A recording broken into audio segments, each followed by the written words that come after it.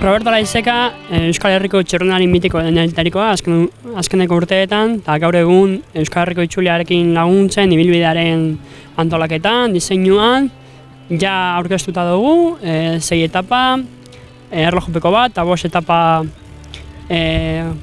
menditzuk eta bat ordekakoa gutxienez. Nola antolatu duzu aurten ibilbidea? Bueno, ikusten duzuek aurten dauz 3 izango dira aldapan gora bukatzean, lehenengo da Eibarrenak eta betikoa, jendia badaki zelan dela. Gero ja bestia gogorra izango da Jodion, aretan, eta hori ja izango da beste tipikoa da 3 kilometro gogorra. Eta hor egongo dira ja diferentziak apur bat, jendia apurtuko da, jendia ja egongo da denbora gehiago.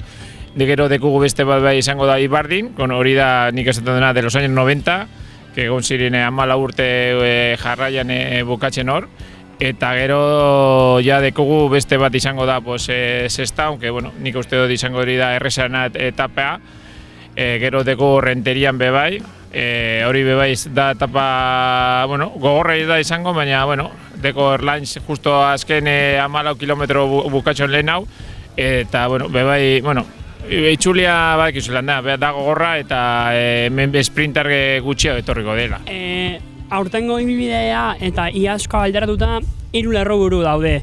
Erlojupekoa azkeneko unera pasadala, etapa benetan menditsua ez dagoela iaz azkeneko etapa bezala zerra moduko etapa bat, eta orokorren ez dagoela gogortasun handirikan. Piskat iaz baino errazagoa da itzuli bat, eta nola baloratzen zu hau?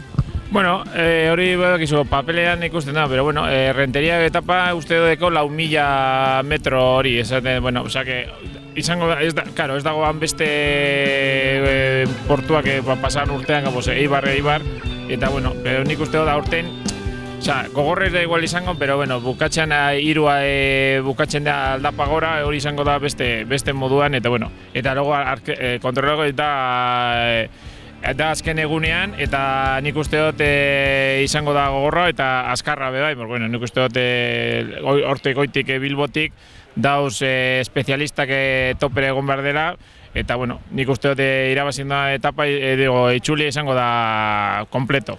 Zure itxatzen izango da momentu klabea? Nik uste dut momento klabea egunero izango dira. Eibar ezin duzu galdu denbora, apur bat igual bai, pero nik uste dut etapa klabea izango da Jodi dena. Santa Lucian hori egon berzara aurrean bai ala bai, sino hor galtzen duzu itxulia. Eskerrik asko, Roberto. Bai, zui.